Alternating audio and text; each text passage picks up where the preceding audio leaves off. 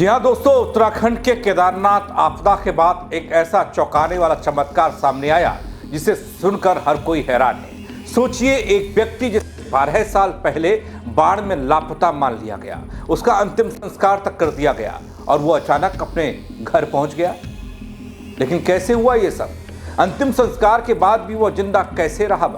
कैसे वो महाराष्ट्र तक पहुंच गया, अब अपने परिवार के पास लौट आया है? ये खबर आपको यकीन नहीं होने देगी दोस्तों। नमस्कार, पहला पंकज रौतेला, आप देख रहे हैं उत्तराखंड न्यूज। दोस्तों, मैं इस रहस्य से भरी कहानी के हर पहलू को बताऊं आपको, जहां आस्था, आपदा और चमत्कार का एक अनोखा संगम है।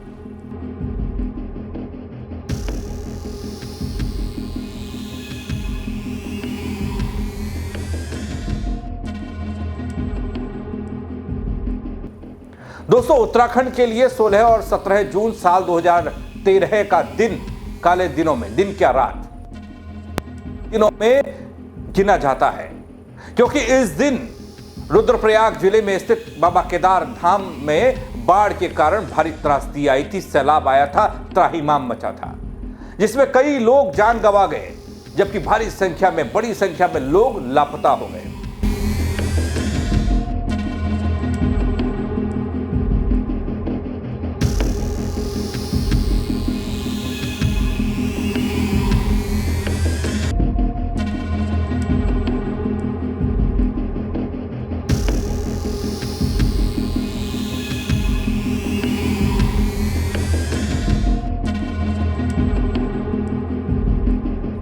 दोस्तों, केदारनाथ आपदा में हरिद्वार जिले का एक व्यक्ति भी लापता हो गया था, जिसे उसके परिजन पहले खोज रहे थे।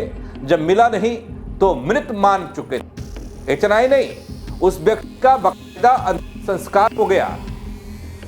हालांकि हैरानी की बात तो ये कि करीब 12 साल बाद व्यक्ति के परिजनों को खबर मिली कि जिसका अंतिम संस्कार कर मृत समझकर वो लोग बैठ गए थे, असल में वो व्यक्ति जिंदा है।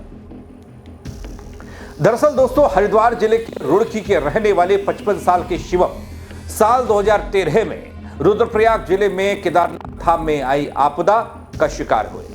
16 और 17 जून की भीषण बाढ़ त्रासदी में शिवम भी अन्य लोगों के साथ लापता हो गए, जबकि कई लोगों की जिंदगियां हमेशा के लिए केदारनाथ में ही दफ्न हो गई थी। दोस्तों, कई दिनों तक शिवम के परिजन उनकी खोजबीन करते रहे, लेकिन उन्हें शिवम के बारे में कोई जानकारी नहीं मिली। शिवम का कोई सुराग नहीं मिला, जिसके कारण परिजनों ने मान लिया कि शिवम केदारनाथ आपदा में मर चुके हैं, वो अब इस दुनिया में नहीं है। जिसके चलते उन्होंने शिवम का अंतिम संस्कार तक कर दिया और सरकारी सूची में शिवम का नाम मृतकों की सूची में दर्ज हो गया। दोस्तों, हरिद्वार के शिवम के परिजन दिन रात शिवम को याद करते हुए रोते रहे। तभी अचानक से वो दिन आया, 12 साल बाद वो दिन आया, उन्हें खबर मिली कि शिवम जिंदा है। अपने भाई के साथ वापस घर लौटे। शिवम को जिंदा देखकर हर किसी की आंखें खुशी से भर आई। उन्होंने इस घटना को किसी चमत्कार से कम नहीं माना। दोस्तों, यहां मैं आपको बता दूं, शिवम कई सालों से महाराष्ट्र के संभाजीनगर, औरंगाबाद स्थित एक मंदिर में रह रहे थे। साल 2021 में उन पर चोरी की घटना का एक गंभीर आरोप लगा, जिसके बाद पुलिस ने कुछ चोरों को पकड़ने के बाद बेवजह शिवम का नाम भी मामले में जोड़ दिया। दोस्तों, जब कोर्ट में पेशी हुई तो शिवम की मानसिक स्थिति को देखते हुए पुणे के रीजनल मेंटल हॉस्पिटल RMH में उन्हें भर्ती करने का आदेश कोर्ट ने दिया। इसके बाद अदालत ने साफ किया कि चोरी के मामले में शिवम का कोई लेना देना नहीं है। लेकिन RMH की समाज सेवा अधिकारी रोहिणी भोसले ने बताया कि शिवम पहाड़ी बोली बोलते थे।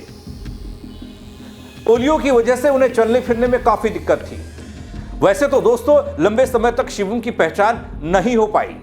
वहीं जब 2023 में शिवम ने अपने स्कूल का नाम प्रेम विद्यालय रुड़की लिया, तो इसके जरिए ही शिवम की अन्य जानकारियां जुटाई जाने लगी। तुरंत रुड़की पुलिस प्रशासन से संपर्क किया गया, जिसके बाद पुलिस प्रशासन की टीम ने शिवम के परिवार का पता लगाया और फिर DNA टेस्ट के बाद शिवम की पहचान पक्की हो गई। दोस्तों, डॉक्टर्स के मुताबिक शिवम को डिसऑर्गेनाइज्ड सिजोफ्रेनिया की बीमारी है, जिसमें व्यक्ति की सोचने और बोलने की क्षमता पूरी तरीके से अव्यवस्थित हो जाती है।